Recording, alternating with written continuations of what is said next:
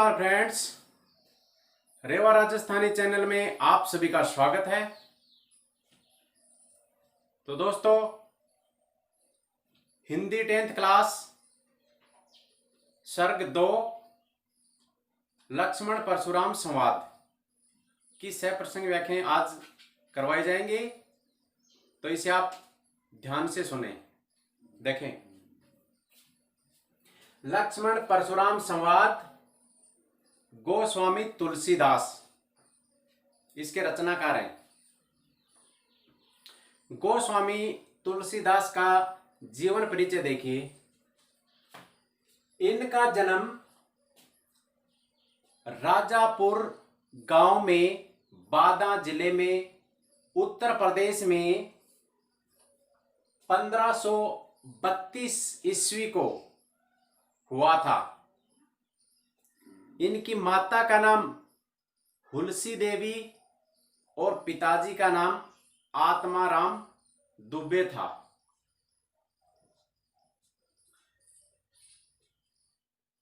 इनका जन्म अनुकूल नक्षत्र में न होने के कारण इनके माता पिता ने इनका त्याग कर दिया था। तो मुनिया नामक एक गरीब दासी ने इनको पाल पोस के बड़ा किया था। उसके बाद में रत्नावली नामक गुणवती स्त्री से इनका विवाह हुआ था। ये उनसे बहुत प्रेम करते थे और अंत में उनकी फटकार की वजह से ही इन्होंने घर परिवार त्याग दिया और काशी के अंदर जाकर विद्या अध्ययन किया। वहां पर इन्होंने नरहरिदास से शिक्षा ग्रहण की और अनेक ग्रंथ लिखे। इनका देहांत 1623 ईस्वी में हुआ था। अब देखें साहित्य परिचय। साहित्य परिचय में इनकी जो भक्ति है वो दास्य भाव की थी। इन्होंने जितने भी ग्रंथ लिखे वो अवधी और ब्रज भाषा के अंदर लिखे, जिनमें से प्रमुख हैं रामचरितमानस, विनय पत्रिका, दोहावली, गीतावली, कवितावली, जानकी मंगल, पार्वती मंगल, भैरवे रामायण, रामलला नहच्छू। तो इन्होंने बहुत ग्रंथ लिखे थे।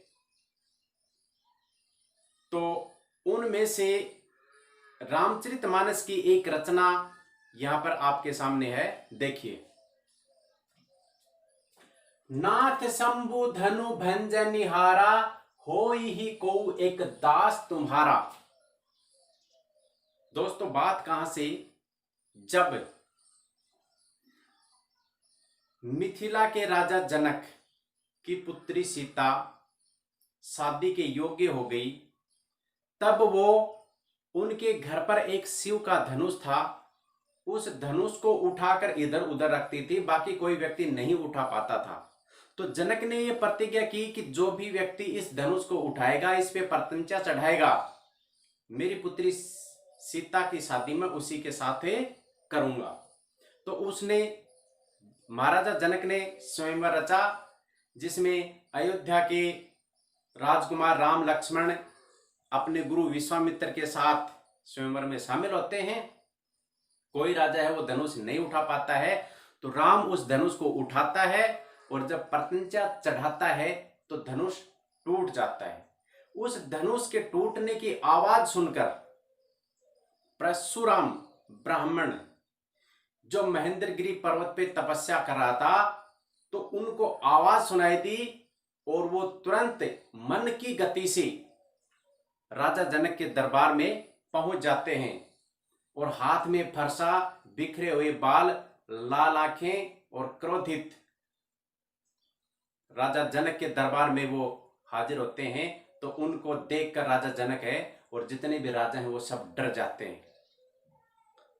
तब वो आते हैं और उन सभा को संबोधित करते हैं। राम, लक्ष्मण और परशुराम का आपस में क्या संवाद हुआ है वो मैं आपको बताने जा रहा हूं। इसका प्रसंग होगा प्रस्तुत, चौपाई और दोहा दोनों छंदों का इसमें प्रयोग हुआ है।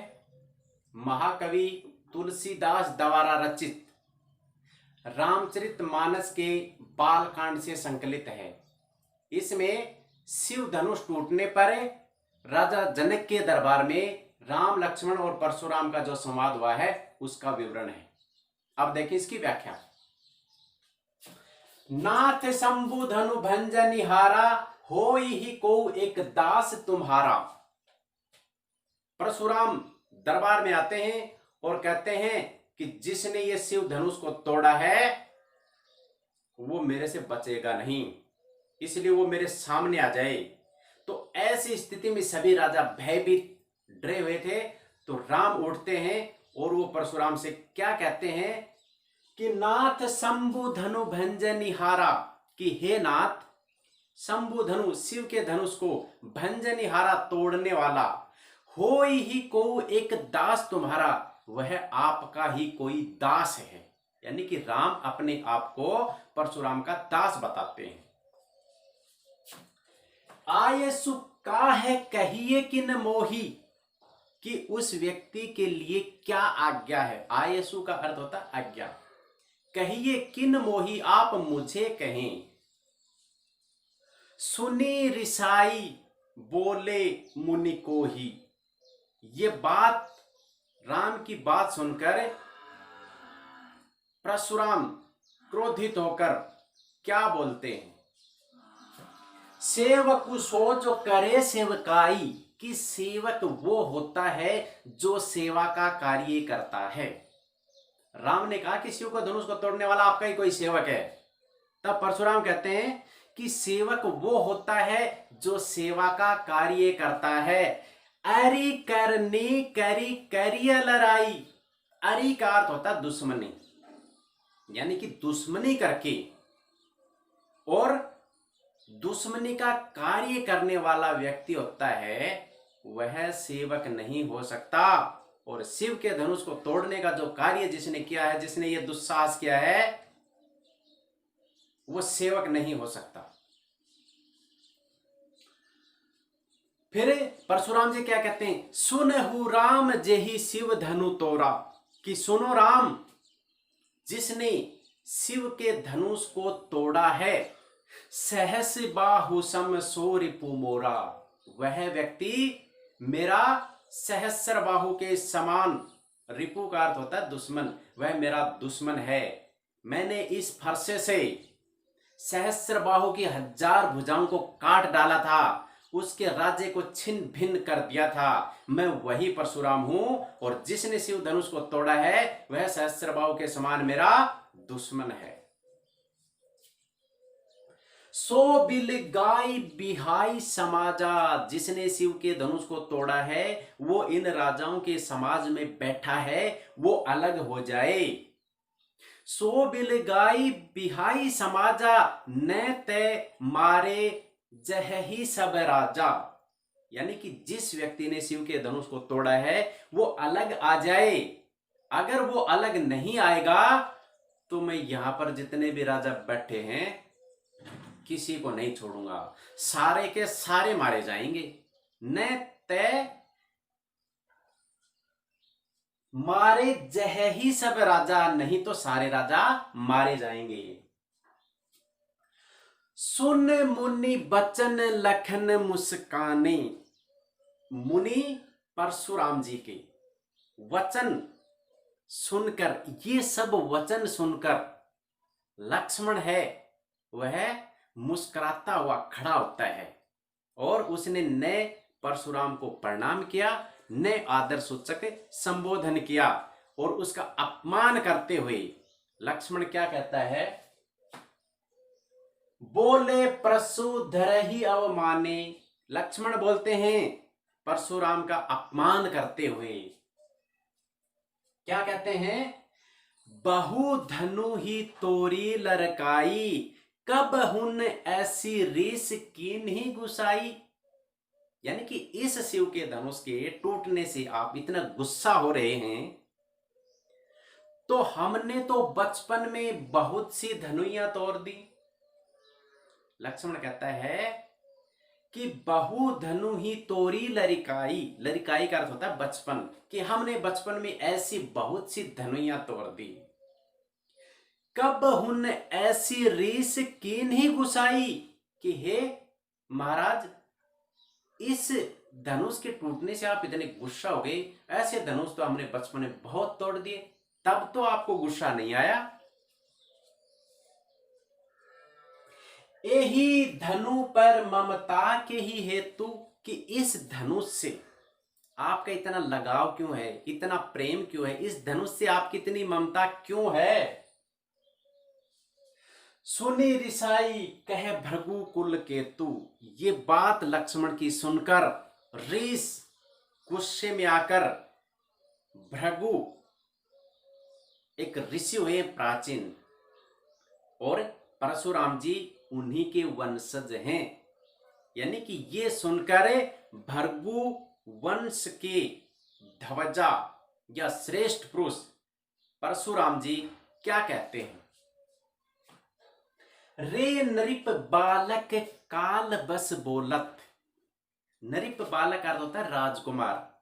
रे नरिप बालक काल बस बोलत, तो ही न संभार, कि तुम्हें इस बात की समझ नहीं है, तुम तो काल के अधीन हो, तुम तो बहुत जल्दी मौत का ग्रास बनने वाले हो, तुम्हें इस बात की समझ नहीं है कि तुम किससे बातें कर रहे हो। रे नरिप बालक काल बस बोलते, तो ही न संभारे, धनु ही सम त्रिपुरारी धनु, विदित सकल संसार, कि आपने जो बचपन में धनुइयां तोड़ी थी, आप उसकी तुलना त्रिपुरारी शिव शंकर के धनुष से आप अपनी धनुइयों की तुलना कर रहे हो। इस बात को संपूर्ण संसार जानता है कि ये धनुष कोई सामान्य धनुष नहीं है, ये शिव शंकर का धनुष है। तो ये बातें लक्ष्मण और परशुराम के अंदर होती हैं। अब ये इसकी व्याख्या हो गई। अब देखें इसके विशेष, इसमें अवधी भाषा का प्रयोग हुआ है। दूसरा, चौपाई व दोहा छंद का अति उपयुक्त प्रयोग इसमें किया गया है। इसमें उपमा और अनुप्रास और आक्षेप अलंकारों का प्रयोग हुआ है। जैसे देखिए,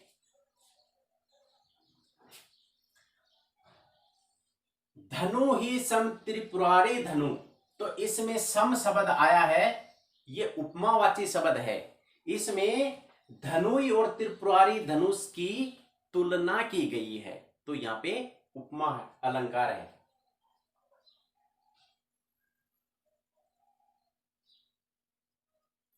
सहस बाहु सम सो रिपु मोरा, इस पंक्ति में भी उपमा अलंकार है। अरि करनी करी करिय लड़ाई, इस पंक्ति में क और रे वर्ण की आवर्ती से अनुप्रास अलंकार है, और इसमें आक्षेप अलंकार भी है, क्योंकि परशुराम ने शिव के धनुष को तोड़ने वाले पर आक्षेप किया है। राम के विनयी स्वभाव और श्री लक्ष्मण और परशुराम के आवेशी स्वभाव का इसमें वर्णन किया गया है। तो लक्ष्मण परशुराम संवाद में पहला पद यहीं समाप्त होता है।